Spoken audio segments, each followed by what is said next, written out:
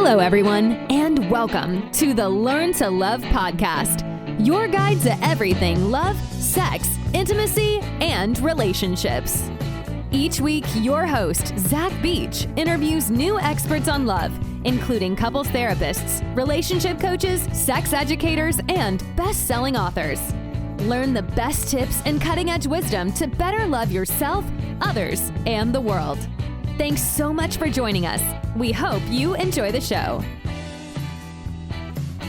Hello, Learn to Love listeners. I'm so positively delighted that you could join us on the Learn to Love podcast. I am your host, Zach Beach, and I'm excited to introduce our guest for today's episode, David M. Odorisio. I know David from over a decade ago when we were both studying at the California Institute of Integral Studies. I was there for the master's program in East-West psychology, and he was there studying for his PhD, also in East-West psychology. So it was wonderful to run into him at a recent event about his book, Thomas Merton in California, the Redwoods Conferences and Letters. I asked him to come on to the show, and he gladly obliged. David teaches in the Mythological Studies and Psychology, Religion and Consciousness MA and PhD programs at the Pacifica Graduate Institute, and he serves as co-chair of the Mysticism unit for the American Academy of Religion. He also received his master's in the history of Christian spirituality from St. John's University and is the editor of 4 other volumes beyond Thomas Merton in California. He's also the editor of A New Gnosis and Merton and Hinduism. David is an absolute wealth of knowledge, and it was so wonderful to talk to him about his idea on the wound of love, mysticism and eroticism. I know personally, I love exploring the world's mystical traditions. I think it's a crucial part of our own spirituality. So it was an absolute joy to have an expert in the field come onto the show to talk about this divine, infinite, spiritual aspect of love. So without further ado, let's begin. Hello, David. Welcome to the show. Thank you. How are you today? Doing good. I'm very relaxed, almost towards the end of the week. Happy to be here.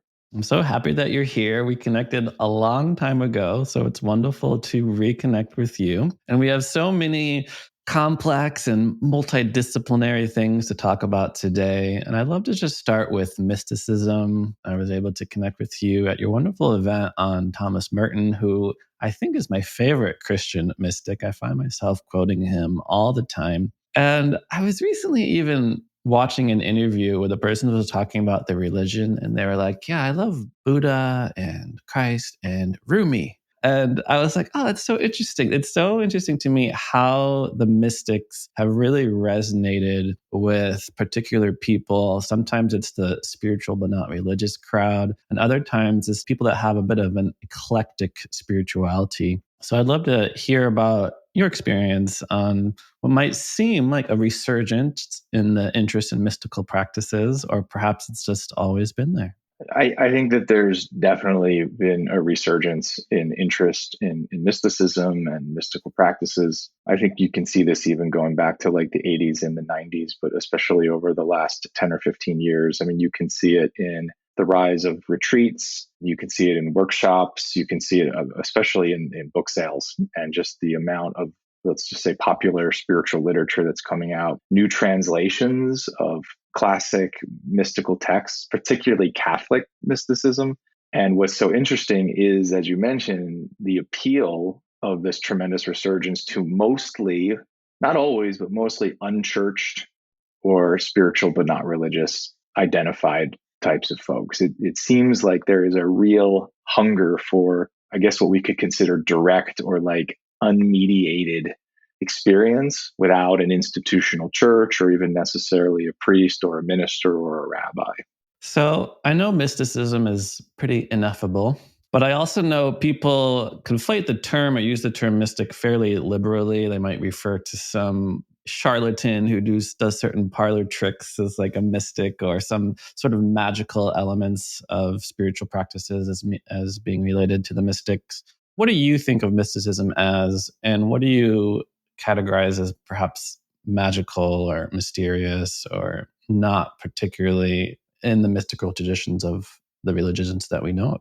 Yeah, it's hard. It's hard for me to respond to this without sort of wanting to do the scholarly contextualization sort of thing, because this whole question of like the definition of mysticism it really goes back 125 years now to William James and his varieties of religious experience, where he first used that concept of the ineffability or the noetic quality of mystical experience, that oftentimes mysticism has a form of gnosis or knowledge, sort of direct or immediate knowledge that comes through an experience. But then there's also the much more recent and contemporary scholar of Christian mysticism named Bernard McGinn, and he focuses on presence.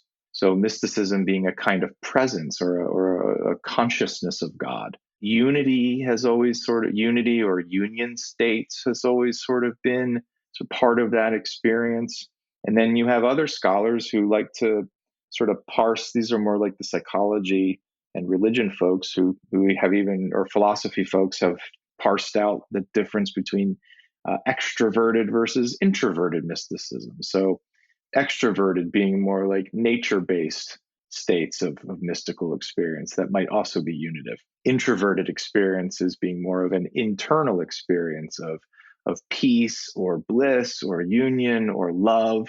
So there's lots of different ways to frame it, but there seems to be something in common with all these definitions of looking at mysticism that has to do with some sort of almost dissolution or dissolving of boundaries between self and other, or self and nature, or self and God. So that's one way to look at it, and that's also a very interesting approach, because it really does connect a lot with our own personal relationships and attachment theory and lots of things I'm sure we'll get into today. So I've heard some people say that the Kabbalah is the mystical form of Judaism, and Sufism is the mystical form of Islam, and Hindu mystics are abound in the world of Hinduism. Is the mystical traditions a distinct branch of the world's most popular religions as we know them? Was the Buddha a mystic? Was Jesus a mystic? Was Ramana Maharshi a mystic? Great. Yeah, these are really great questions. So again, I just have to do sort of my scholarly due diligence and just say that, the term mysticism wasn't even used until something like the 17th century. So it's a little bit of a sort of an anachronism to ask, is like, was Jesus a mystic or was the Buddha a mystic? So because we're using a contemporary term to sort of like look back 2,000 years ago. But I think with that said, if we want to follow this sort of thread of a mystic being someone who is sort of tapped in or plugged into some sort of direct or unmediated personal experience or encounter with a divine other, when we look at people like Rumi, Meister Eckhart, in the Christian tradition, the Kabbalistic tradition, and I think across religious cultures, I think we can definitely see that there is a sort of common thread throughout these different kinds of approaches to religious experience. And at the same time, each of these figures were also deeply embedded in their own religious traditions. So I think sort of going with this whole like anachronism thing, like I think in the sort of spiritual but not religious mindset today, it's tempting to look back throughout history and be like, oh, well, Rumi was basically doing what we're doing today. He was sort of operating outside of this sort of institutional, sort of hierarchical Islamic system, which to a certain extent is true. And at the same time, he was deeply, deeply sourced in that system, particularly in study of the Quran. And you could say the same thing about Meister Eckhart. You can say the same thing about other mystics. So that's this sort of creative tension throughout the history of mysticism. It's this both and. It's the tension of someone who is both a part of a system, but also seems to stand outside of it at the same time. And you really see that with people in the Christian tradition, especially those mystical heretics, some of whom were burned at the stake for really pushing the edges of that tension. I'd love to tie into that idea that mystics are often blasphemous, are often labeled as heretics, and how rarely they toe the line. Because I know we're going to get into eros, and I sometimes think about who I believe Julian of Norwich said that there is no such thing as sin. And why are a lot of mystical practices sort of hidden or denigrated, or why are certain mystics persecuted and sometimes put to death for the things that they say? Yeah, that's a really great question. So it's like what you're sort of bringing forward is like the more radical nature of mysticism or mystical experience. This is something that really interests me personally because what the pattern that seems to unfold is that there's a charismatic teacher or a mystic or a guru or a saint, even someone like a Saint Francis or Ramakrishna, and they have these direct personal experiences that fundamentally change their relationship with God or with the divine. And then that sort of, it's like a sort of like a second conversion or experience, which then oftentimes puts them at odds with the more dominant institutional paradigm in which they are oftentimes a part of. So the focus is on something happens with this direct encounter, whether it's St. Francis hearing the gospel, go sell all you have and come follow me, and taking it literally and selling his possessions and walking around naked and just really being basically a radical, almost like yogi renunciate kind of figure. It's something about the tension between the lived experience of a dynamic God and oftentimes the human impulse to want to control and constrain that God within a sort of institutional or doctrinal paradigm. So that's sort of the tension, and depending on how firmly or forcefully the mystic has sort of held to their own convictions, that's really determined the fate of how this is unfolded. For example, Marguerite Porete, who was the first person burned at the stake as part of the Inquisition in 1310, was basically killed for her love of God and her boundless and almost boundaryless love of God. So it's very real with very real consequences. So let's get a little bit into this idea of eros, because I do think a lot of people look at most of the Western traditions, Judaism, Christianity, Islam, as being extremely sex negative, including sexual repression, castigating pleasure as sin, putting women as second class. Many ideas we're all familiar with. But you write that eros is central to the mystical traditions of all of these religions. So tell us about that. Yeah, I think there's a very real centrality of eros, particularly in the Western Abrahamic traditions. And a lot of this has to do with the biblical book of the Song of Songs. So the Song of Songs being this erotic, nuptial poetry between basically the bride and the bridegroom, and this sort of dialogue and call of response to the beloved. And the Hebrew tradition being central to both Islamic and Christian traditions, this type of erotic mysticism becomes, at least in the Christian tradition, the most commented upon book of the Bible among Christian mystics. If we look at eros as a binding principle, eros is something that attracts, it's something that draws, it's something that dissolves, it's something that unifies. I think it makes sense that the erotic would become such a central or a core experience within the mystical tradition. Obviously, very different, as you mentioned, than what most people experience growing up in many of these traditions today. Absolutely. And real quick, how are you defining or thinking of eros? And I'm pretty sure you're a Jungian, right? Going to CIIS, because he had this idea of eros and logos. Is this the same? That's it. Yeah.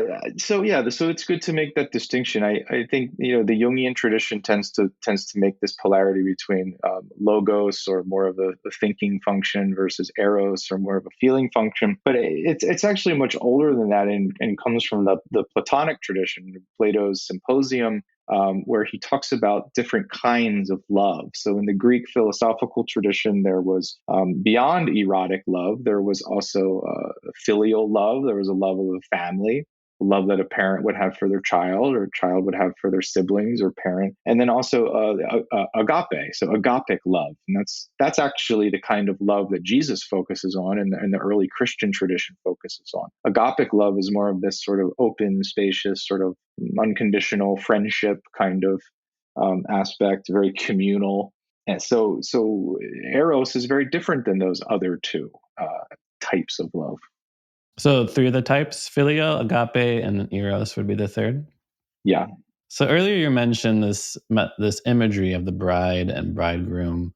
And that's the big question, right? When interpreting mystical text, is this just a metaphor, right? Are Rumi's poems about God, or are they about my girlfriend? And, some of the translators like Ladinsky and Coleman Barks have received a lot of criticism for removing the more religious aspects from their writings. Like maybe they translate God to mean divine, or I don't know, celibacy to mean something else. And then that allows somebody to interpret this to mean, oh, just the romantic love I feel for somebody. So, is this an erasure, or has this always been part of it? Well, if you look back to the Song of Songs, and if we want to take it literally, which I think it was originally intended to be, it really is. It's very human. I mean, it is human erotic connection. And I think it would be helpful to, rather than talk about the text, to maybe bring it into the conversation. Can I read a few verses here? Absolutely. Okay, so this is the very famous and commented upon first verse of the Song of Songs. And this is spoken from the perspective of the bride. Let him kiss me with the kisses of his mouth, for your love is better than wine. Your anointing oils are fragrant. Your name is perfume poured out. Therefore, the maidens love you. Draw me after you. Let us make haste. The king has brought me into his chambers. We will exult and rejoice in you. And then this is the chapter 3. Upon my bed at night, I sought him whom my soul loves. I sought him, but found him not. I called him, but he gave no answer. So it's pretty clear that this is a human person longing for their human beloved partner. So it's very earthy, it's very incarnational. What the early church and mystical traditions did was they allegorized it. But in its initial context, in the Hebrew tradition, it is very much about a human man and male identified and female identified persons who are longing for union with one another. I love those words. I can put that in my next little love letter to my wife. Your love is better than wine. Upon my bed at night, I sought him whom my soul loves. It's such rich imagery. And I think that's an enduring quality of mystical writing, seemed to me, its timelessness, and how, Rumi is the most cited poet in modern times. But even, St. John of the Cross's writings are really beautiful and inspirational. Where do you think that deep imagery, the creativity, the inspiration comes from? Well, I think that's when a Jungian perspective is really helpful, because if we have to remember that in the Greek tradition, Eros was a god. I mean, Eros was a divine figure that people would have altars and pay homage to. So Eros is archetypal. Eros is an archetypal force that can explode our lives. I mean, it is a playing with fire, and Eros has a bright side and it has a dark side, and it's in many ways, for a lot of us, it's a complex. We have a complex relationship with Eros because it's so powerful and can be so powerful and has the ability to dissolve and to penetrate, which can create a very ambivalent relationship with it because it's such an intense energy. So it makes sense to me that Eros itself would become sort of a dominant mode of expression for relationship with the divine. I love what you read. Do you have anything else you feel called to read? I do. You mentioned John of the Cross, so I brought some John of the Cross here. This is one of his most famous poems. This is from the 16th century. It's called O Living Flame of Love. O living flame of love, how tenderly you wound my soul in her profoundest core. You are no longer shy. Do it now, I ask you. Break the membrane of our sweet union. O soothing cautery, O wound that is a joy, O gentle hand, O delicate touch, tasting of eternity, repaying every debt. In killing, you turn my death to life. Wow. Each line just brings up such incredible imagery. Break the membrane of our sweet union. Gentle hand, delicate touch. It's very romantic. Oh, this is the pinnacle of Spanish mystical poetry with someone like John of the Cross. So we've talked about the eros, we've talked about the mysticism. Let's talk about this wound of love, because I noticed John of the Cross uses this imagery there too, a wound that is a joy. So what is this wound of love you speak of? So this is a theme that really takes off, particularly in the 12th century. Now, you have to keep in mind in 12th century Europe, this was the time of the Crusades, of courtly romance, of a very knightly kind of knight in armor kind of culture. And a lot of that, let's just call it secular literature, found its way into monasteries and into enclosures of women. So these are celibate male and female communities that are being influenced by the very erotic love poetry from the troubadours. So those themes end up being sort of appropriated into a monastic celibate culture. And it's no surprise that the 12th century probably gave birth to one of the largest, longest commentaries on the Song of Songs tradition. So both monks and later nuns and Teresa of Avila, very, very, very celebrated commentaries on the Song of Songs. This notion of the wound of love, it's the lover that inflicts the wound and then departs. So it's a very interesting and very psychological sort of connection here between a God who loves and leaves. now, John of the Cross treats this as something that is to be desired because it inflicts a wound that then leads to this increased longing for satisfaction or satiation from the beloved. But we can also look at that from a psychological perspective, and for folks that might struggle more with a romantic infatuation or more of the shadow side of romantic projection or romantic longing, this can actually have quite a sort of addictive or impulsive kind of aspect or quality as well. So a lover that inflicts the wound and departs, which points to an increased longing for the beloved. And since we're talking about St. John on the Cross, I'm curious if there is any connection between how you are using the term wound of love with other ideas you might know of, such as the dark night of the soul, such as perhaps the cloud of unknowing, and how unknowing is often kind of described as a certain kind of darkness. Or these are Christian mystic traditions, so is it connected to the wounds of Christ himself? The stigmata, right, is the term? Yeah, that's beautiful. So, a wound is a form of trauma, and trauma is a kind of an opening, right? If you think about something like physical trauma or a blunt force trauma, a lot of us tend to think about emotional or sexual trauma, but a physical trauma to the body is an actual wound or an opening. So a God who wounds somehow opens. There's the potential, or there's the possibility Opens for you.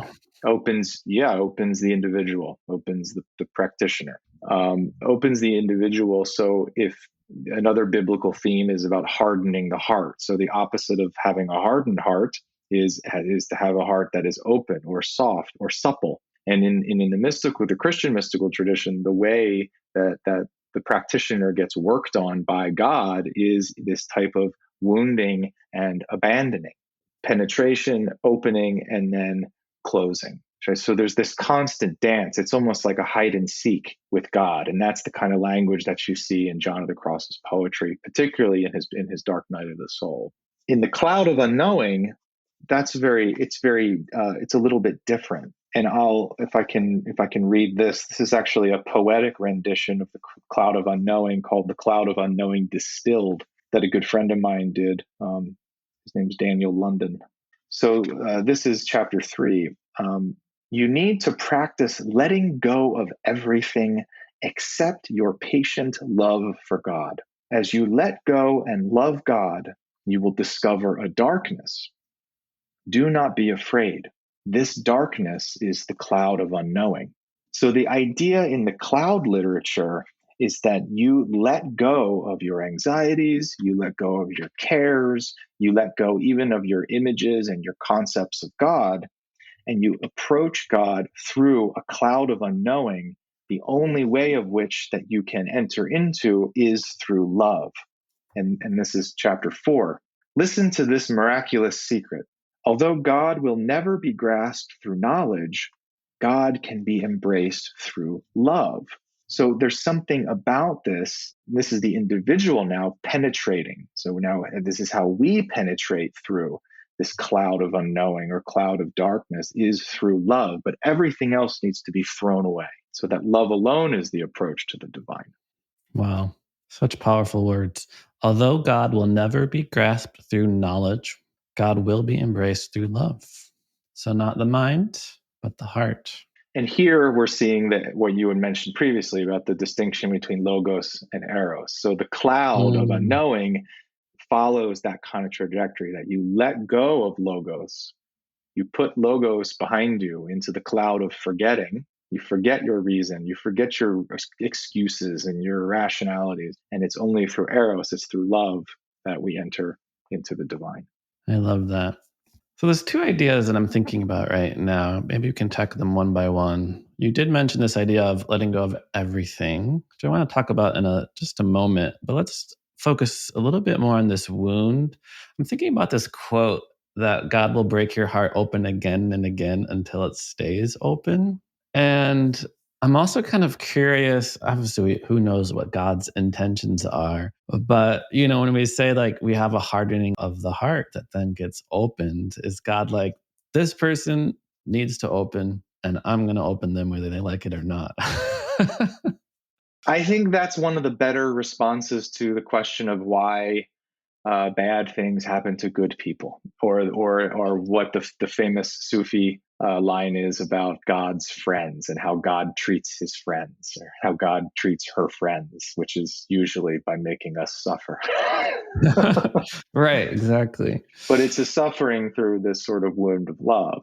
It is with I think, at least in the tradition, it's with the idea that it's basically what you just said. It's an opening of the heart.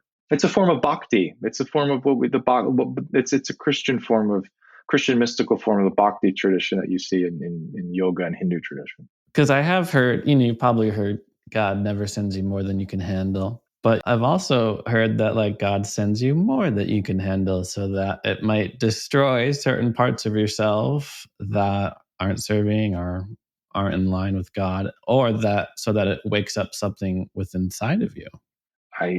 That has been my experience. That's all I can say. Well, because the interesting thing about many of the mystics, not only did many of them suffer for their beliefs, whether it was like torture, imprisonment, and execution, but many went through their own dark night, went through their own path of suffering. I don't know if it's Avila or Norwich that had a bunch of near-death experiences. Yeah, Teresa of Avila, she struggled with illnesses, physical illnesses, migraines. Maybe we could say a certain type of even mental illness, maybe, from childhood. So she is certainly someone who knew personal, internal suffering. Julian of Norwich, the 14th century English mystic, she prayed to receive these 3 different wounds. I mean, she basically had a near-death experience that then cracked her open to this absolute infinite love of God. And you mentioned earlier her very unique theology of sin. Her famous line is that sin is behoovely. Sin is behoovely in the Middle English, which is that it's almost sin is fitting or actually necessary. That sin is actually something that is from a God's eye perspective, it's actually something that's necessary. That very similar to what you were just saying, is something that actually brings us closer to God. But ultimately, in the grand scheme of things, sin is not what we tend to think of it as. It's actually part of this larger plan that brings us into this more cosmic vision of the divine. It's not about self-punishment. It's not about guilt. It's actually ultimately about God, because in her vision, all things are already well, and all manner of things shall be well, and all things will be well. I love that. And let's talk about this idea of letting go of everything except our patient love of God. Because what I'm almost hearing from you is that because the mind will not take us there, because knowledge cannot take us there, we should discard that. Discard the thoughts, the beliefs, the cares, the concepts, as you mentioned, And I'm wondering if this taps into this idea of self-annihilation or ego annihilation, that we are essentially even letting go of who we think we are. Yes. So let me, again, I think I'd like to keep bringing the texts in here because I think it helps us really access the tradition. So this is from chapter 5 of The Cloud of Unknowing. This is about the cloud of forgetting. In order to penetrate the cloud of unknowing through love, you need to throw everything else behind another cloud, the cloud of forgetting. And by everything, I mean everything. All your thoughts, images, and ideas, even the most holy and beautiful thoughts you could ever think. Do not even think about Christ or Mary or saints and angels. You're still in your head, and God's not there. God is waiting to meet you in your heart. So we could expand that, and I think we could also include yourself or your images of yourself or your hopes for yourself or your wishes for yourself. Because if you want to make God laugh, tell God your plans, right? And Jung's famous quote about God, or his famous definition of God, is that for Jung, God was anything that disrupts what he thinks is his purpose and his plan and basically his nice, simple structure for his day, or the things that he wanted to accomplish. Anything that disrupts that out of the ordinary, pulls the rug out from underneath us. For Jung, that was God. That's a very different notion of a kind of a trickster figure than I think many of us might be comfortable with. Wow. Even the most holy and beautiful thoughts you have ever thought, you're still in your head and God is not there. I feel like I want to say that to the next, I don't know, debate, like Christian debate or something that's happening. You guys are talking a lot in your heads. God's not there, only through the love in your heart. But if I can, let me respond to this other piece, because I feel like we keep circling around this. And I mentioned Marguerite Porete, who was loosely, people consider her part of the Beguine movement, the Beguines, Beguine. The Beguines were a very interesting, loosely affiliated group of men and women in the 12th and 13th century and beyond, who produced some of the most extraordinary female mystics of the Middle Ages. And there's a focus in several of these female mystics, and Marguerite Porete is one. Another is Hadwich of Antwerp, Mechtilde of Magdeburg. There's an emphasis in each of these women's writings on the notion of the abyss, and entering into this abyss or darkness in which all of the loving are lost. So we, the loving, become lost in this abyss of love that is ultimately the divine. So this is to your point. There is something very, very deep, particularly in the tradition of the Beguines, where it is about losing oneself. It's about losing oneself in the divine. It's about entrance into an expanded sense of self through in a certain sense, the death or the annihilation of one's individual or egoic self. And this is what Marguerite Porete eventually led to her unfortunate, talk about trauma, basically her execution by being burned at the stake, incinerated, because she would not renounce the love that she felt for her and God, and that she was unwilling to put a priest or a church or any sort of mediator between herself and her God. So many directions I could take this. I wouldn't mind backing up just a little bit, because even living in San Francisco, I knew very little about St. Francis. And I feel like I've had to do a lot of my own sort of research into all of these things you have discovering. And we went to a school, which is, I don't know if you want to call it alternative, but definitely not in the Ivy Leagues or something like that, in order to discover these topics.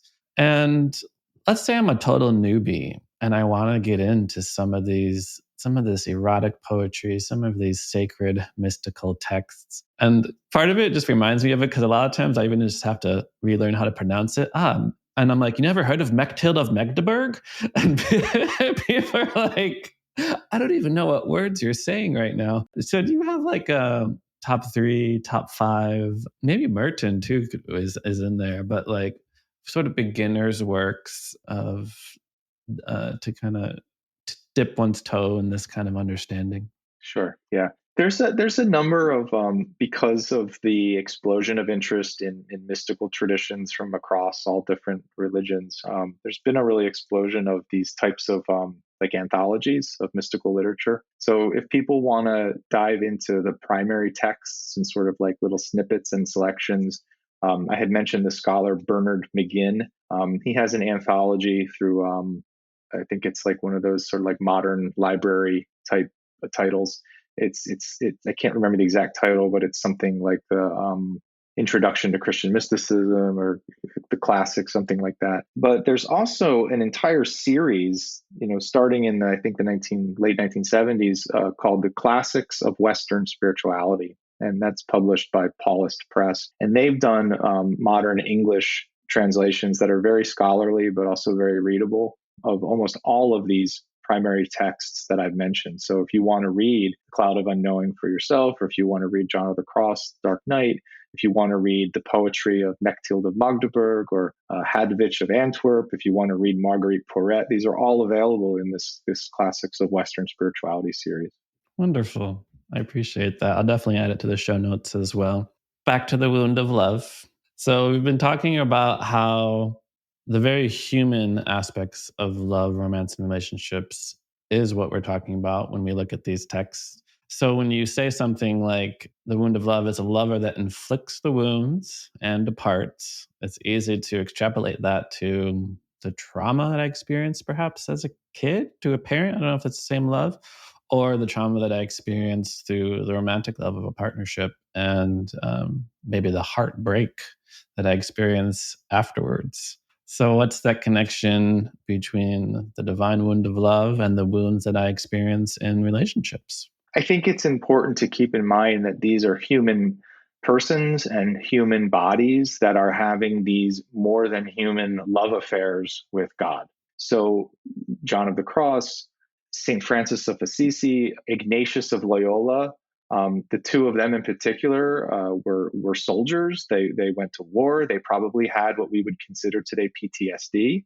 And then they also had these dramatic spiritual, archetypal, mystical openings to the divine. So they carried their own personal wounds and their own personal psychology into their relationship with the sacred or into the realm of the transpersonal. So I think it's immensely important and rich to keep in mind, to keep this lens of a sort of, and not to be reductive, not to be sort of a Freudian perspective that's saying, well, everything is just illusion, or everything is just your trauma, or everything is just about your parents. It's not either or, it's both and. You can be a deep, heart-opening bhakti mystic, and you can also deeply, deeply struggle with attachments in your human relationships.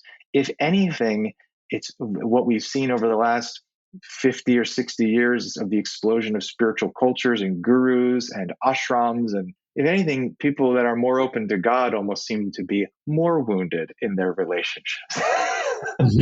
So particularly when we look at the shadow side of guru culture and things like that. So the self-psychology lens or the psychoanalytic lens or the therapeutic lens, however you want to frame it, it's very helpful and healthy, I think, to look at the level of our human attachments and how this sort of divine sacred openings might impact or connect with that, because the spiritual bypassing thing is real, as you and many people know today. It's very real.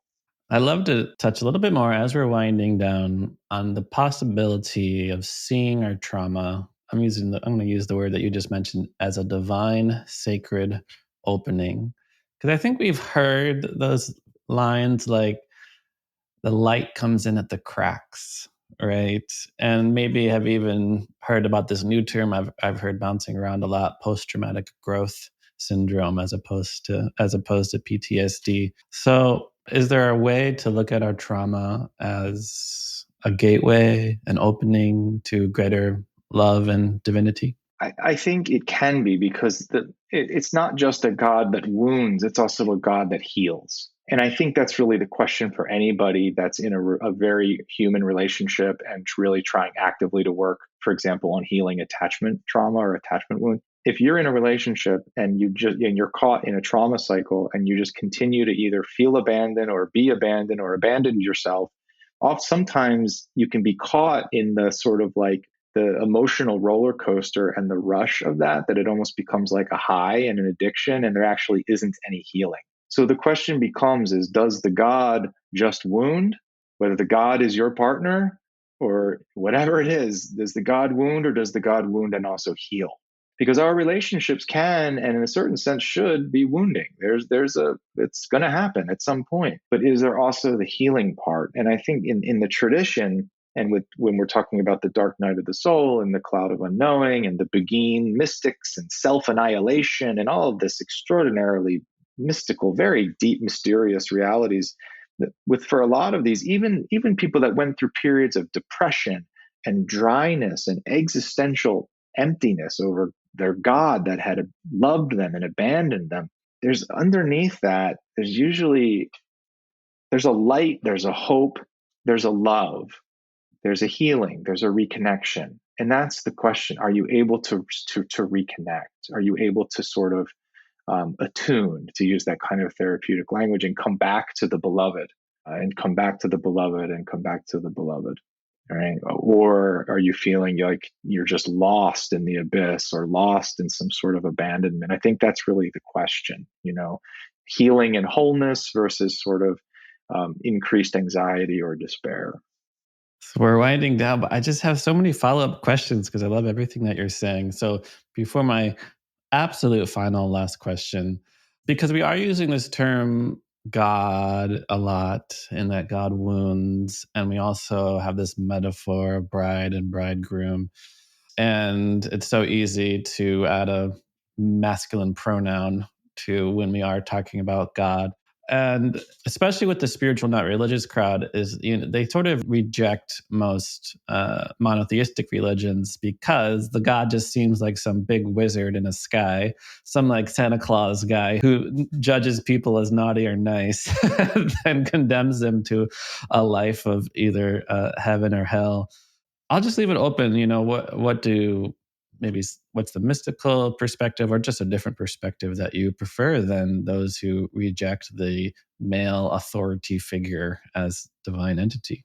Yeah, that's a great question. I try to. This is God language is something that I try to be extremely sensitive to, particularly when I'm teaching or when I'm in class. Like I use, some of my students are more comfortable with language like source. I'm very sensitive to sort of like the recovery model of a God of your understanding. But my personal preference is actually the mystery with a capital M. I think mystery is probably the best way to maybe articulate this mystery, because the God language is so loaded with, thousands of years of theological baggage and psychological baggage. Mystery takes the ego, or it takes the mind. For me, it takes mind out of it. And it's a reminder for me that I am trying to articulate or speak to a immense reality that is much larger than I could ever absolutely fathom. I love it. I also like thinking of it as a great mystery, because fortunately, knowledge won't get us there, and words won't get us there, but the heart will. All right. Thank you so much, David Odorisio, for coming onto the show. I do have to finish by asking my final question I ask all of my guests, which is, what do you wish everyone knew about love? That it's available, that love is available, and that it's not something that has to be chased. It's actually not something that needs to be chased. It's not something that needs to be wounded and abandoned and longed for. It's not something that exists outside of you. It's available, and it's right here, and everything that you need is right inside of you right in this moment. Incredible. Well, thank you so much. It's so wonderful to reconnect with you and to hear about all this incredible research and teaching and wisdom that you are sharing with the world. It's been an incredible conversation. For our listeners who want to learn more about you, how can they find you? Well, a little plug. I have a website, a home for soul, ahomeforsoul.com, and that has some YouTube recordings of some workshops and lectures that I've done, particularly on Thomas Merton and this recent book, Thomas Merton in California, that some folks might be interested in. So people can connect with me there. Wonderful. ahomeforsoul.com. Nice domain, my friend. So thank you so much, David Odorisio, for coming on to the show. He is the editor of 4 volumes, including Thomas Merton in California, A New Gnosis, Merton and Hinduism, and he is the co-editor of Depth Psychology and Mysticism. Thank you so much for coming on. Have a wonderful day. Thank you. Pleasure to be here. Wow, what a rich, complex, and insightful interview. Thank you, listeners, so much for listening. I hope you remember all of the valuable lessons that David shared with us today, including: while there are many different ways to conceptualize the mystical experience, it usually includes a deep noetic quality that involves direct and immediate knowledge, a presence or consciousness of God, and a dissolving of boundaries to experience unity. Many mystics experience a second conversion. Something transforms the mystic with this direct encounter of the divine. While a lot of modern religion tends to be anti-sex, when you look at the history, eros and erotic energy has been a crucial part of the sacred texts and spiritual practice. God is to be found in the heart. Even your most holy and beautiful thoughts you have ever thought are still in your head, and God is not there. Look for the wound of love. The wound of love is the lover that inflicts the wound and departs, and that wound points to an increased longing for the beloved. The wound is a form of trauma, and trauma is a kind of opening. Finally, when you think about love, recognize it's always available right here and right now. It's not something that needs to be chased after or longed for. And remember, you are perfect just the way you are. You are lovable, loving, and loved. Thanks again for listening to the Learn to Love podcast. To learn more about the show and your host, head over to zachbeach.com or theheartcenter.com. You can also follow Zach on Facebook, Twitter, and Instagram.